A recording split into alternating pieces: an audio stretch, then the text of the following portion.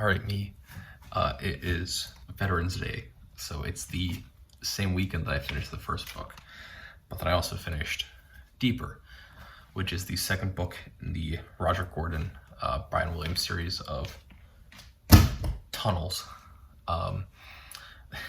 This second book is by far the largest book, I'm pretty sure, over 600 pages, which means that I read over 1,200 pages this weekend, which, they're young adult, they're really kind of teenage type books that are double spaced and everything. So it's not like it's this uberly impressive, like, oh, you read a textbook in a whole weekend, right? But it's by far, I think, the most reading I've done over a shortened period of time in a really long time, right? So yeah, that's that. This book, the second book, is better in a lot of ways and is worse in some ways. Going back to the first book in Tunnels, some of the issues I had with it were like, 14-year-old boy, whatever. You're kind of building up these things that, if this was meant to be a one-off book, you're not getting a lot of payoff there. But at least in this case, right now, that is a series.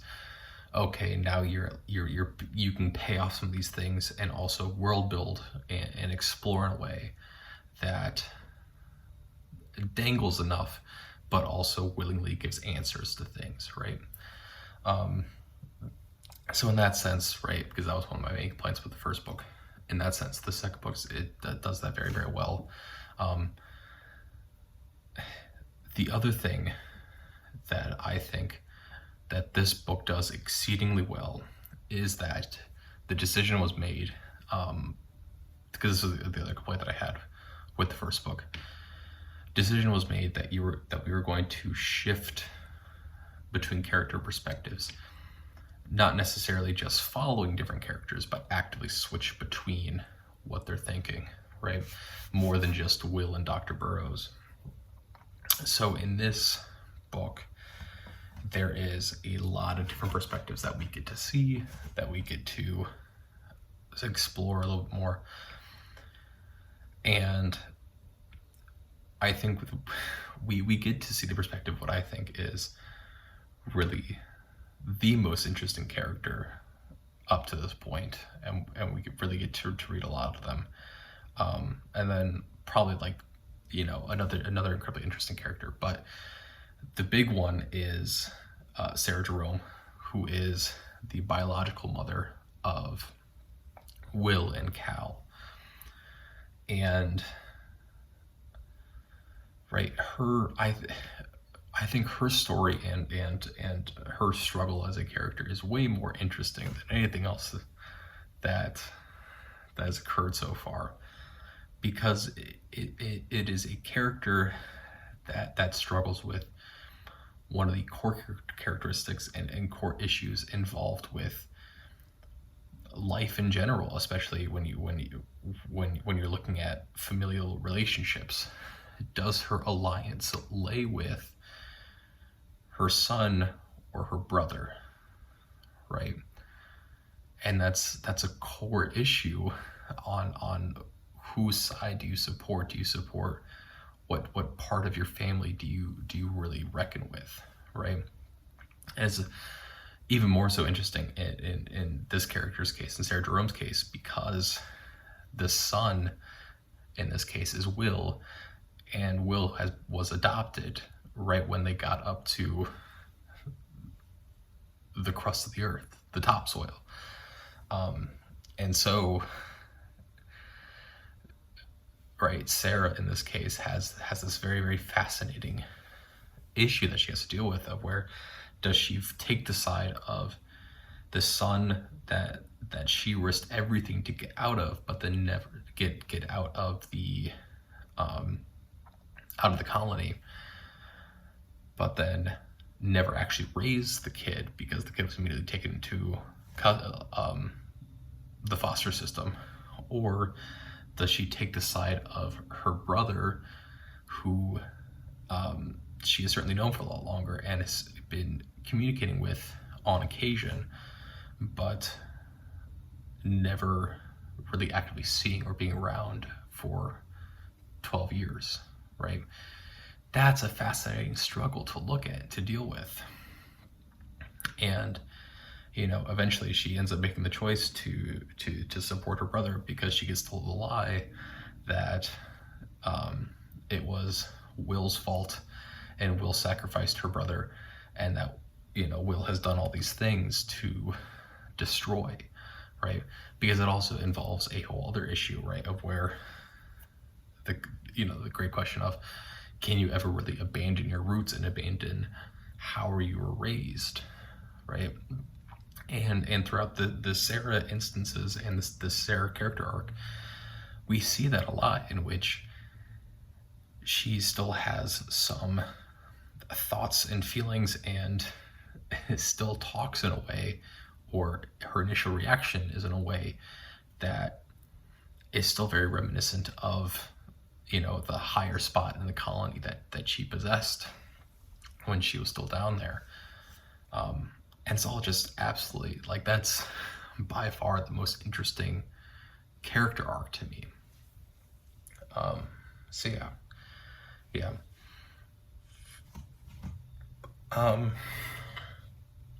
However, speaking of Sarah, this is one of my two complaints, really, I guess 3 major complaints about the book. First major issue that I have is we're constantly getting fake outs on deaths. No one is ever dead, right? This feels like, because it's 650 pages, and it's broken into 5 parts, and each part we get a little bit of fake out, a little bit of fake out, a little bit of fake out. It feels very much to me like the story behind The Goblet of Fire, in which it was written and then a plot hole was discovered at the very end of the book that made the book make no sense. So the author then went back and rewrote huge sections so that the book just ballooned into this monstrosity, right? And this book in some ways feels that way, because it's like in every single section we get this kind of fake out on death, on who's dead and are they really dead, or, you know, we have the end of the 3rd part. Will gets separated from the rest of the renegades, who is now the faction that he's traveling with, and, you know, it goes on for chapters and chapters from Will's perspective of, he's alone and he's starving and he doesn't know what he's going to do. But there's still 250 pages of book left, right? You know that this is going to be resolved somehow, right? So it doesn't necessarily make sense to do that, and to devote all this time to Will's suffering, because the entire point of Will's suffering is that then that leads into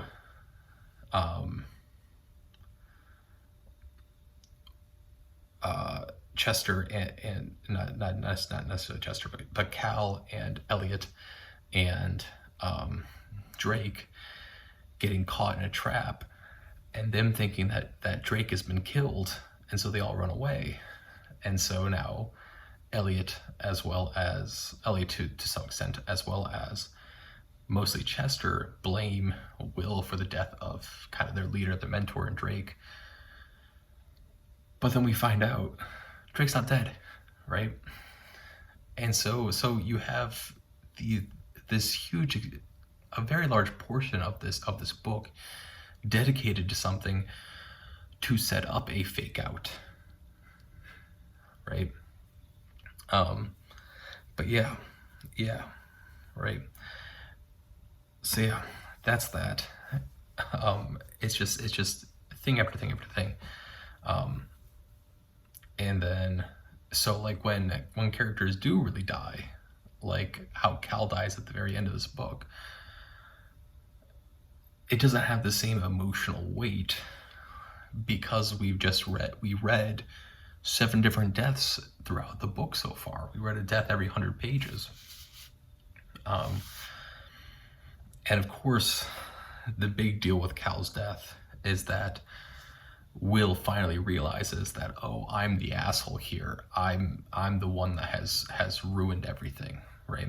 Because that's another one of my issues with this book, right? I understand that Will's 14 years old, probably 15 according to the structure and timeline of this book. But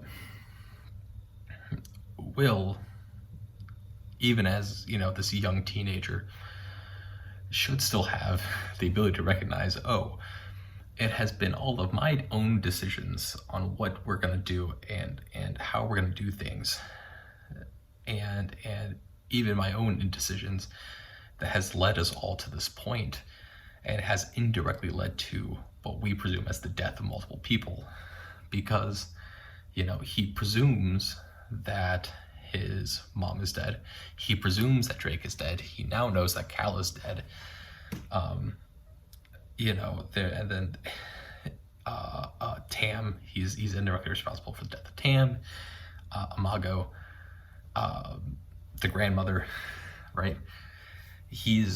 All these people are dead or believed to be dead by our core group of people at this point. And it's not until this very last one in Cal's death where he thinks, oh, I'm actually directly responsible for it. And that it just speaks to me of like such a self-centered and self-righteous character, which is my issue with Will, in which, a third of this book is really, really great because we get to read some of these really interesting characters, right? We get to read Sarah Jerome. We have 1 or 2 chapters on Chester. We have a couple with Mrs. Burroughs. We have a couple that are from Drake's perspective. We have, I think, one that's from Elliot's perspective, which is another more interesting character. But the vast majority of this book is from Will's perspective and from Dr. Burroughs' perspective. And these are the 2 least interesting characters because they are so self-centered and so self-righteous in their actions. And in that sense, it's just not as enjoyable, right? Because it's just like you have a character that doesn't understand or realize the impact that he has on others. And so he's always talking about how, Chester and Elliot end up forming a relationship that is much more secure and is also very much in, very business-like. And Will gets jealous of this relationship because he has been separated from Chester. But it's also just like, why? It just doesn't make any sense as to why you're jealous of this relationship. So yeah, right. He's a constantly annoying character to read from. So, it's the chapters that were from everyone else's perspective that I was like, oh, this is a nice read. I'm curious to see how this is going to go for the 3rd book, because you have now the 3 main characters. You have Chester, you have Will, and then you have Elliot down on the next level. But then you also have Drake is still alive, but he's up on the topsoil, defending against the pandemic that they're going to release the virus. You have Mrs. Burroughs who's still alive, but also up on the top, and then you also have the Rebecca twins. That's another thing that is just like, why include this? Is that you have Rebecca, who was Will's younger sister, but also turns out to be an agent for Styx, and has been tracking Will and trying to find Will's mom, for forever. Turns out that she's a twin, which is just like, okay. Nothing up to this point has relied on there being 2 of you, But I guess it works, you know? So that's that. That's that, right? You have the whole Dr. Burroughs thing, which, right, he's still on his I'm just here for archaeology, has no idea what's going on around him at all. Which, I mean, to be fair, if you're gonna have an academic, like a pure academic in a book, that's how, it's gonna get looked at by teenagers of people who are purely academic. So that's that. Yeah. Oh, the other thing is that perhaps the trope that I am most frustrated by when it comes to writing young women in literature, especially for young adult literature, is you make them very independent, very strong teenage girls that, are struggling with a lot, right? Which those are all good core character designs, right? And it makes sense, right? In this case, you have Elliot, who has been the second in command, but was always very rogue-like in her actions, very, very distant, was never a leader, and then is forced to become a leader because they think that Drake is dead. And so, you have this teenage girl who was always quiet in the background and is now forced to be a leader, while also dealing with and struggling with the fact that she just lost her best friend, right? Well, then also dealing with the fact that, it's a 17-year-old in charge of two 14-year-olds and a 12-year-old, right? It's hard to deal with in that sense, right? And so those are all like really nice, good key character design points. The problem is, I talked about this a long time ago when I talked about with Susan Sontag and Cancer as a Metaphor, of where we just give kind of shorthand to things to insinuate that people have been through a fight and are strong, right? And in that, I talked about how at this point in literature, I would argue that, right, if you just offhandedly mention that an older female character had breast cancer, right, and then you don't extrapolate on that at all, it becomes shorthand for, oh, this is a very strong, they've been through a lot, and but they're still very strong, and they're independent, and they've suffered. The teenage version of that is, oh, it is implied but never really directly mentioned that this young girl has been abused in some way, right? And you see this a lot. It's with Elliot in here, and which it get kind of implied but never really directly talked about, the situation that she got saved from, the one when they were in the colony. I'm thinking back to when they did the It reboot. I never saw the original It, but when they did the It reboot in 2016, I think, right? Part of that whole thing is that they just imply that the young girl gets abused, right? I don't think it's ever directly mentioned, but it's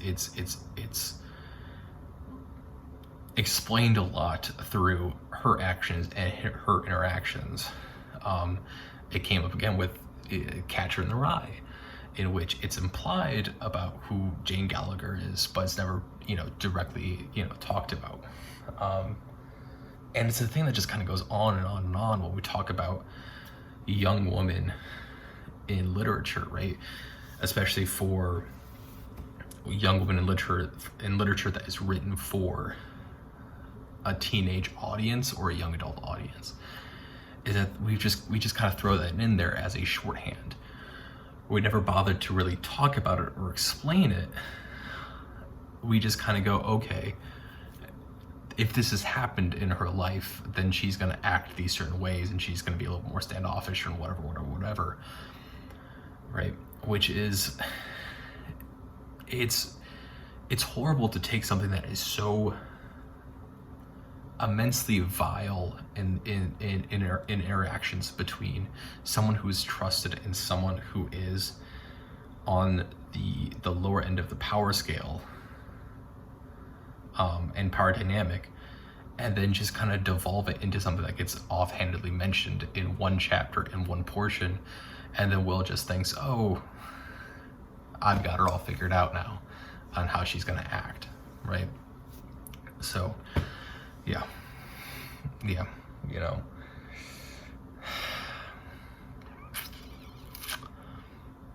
So that's that. That is, I don't remember what this book, Deeper, the second book of the Tunnel series. I rambled on for a lot there, especially at the end, but yeah, that's Deeper.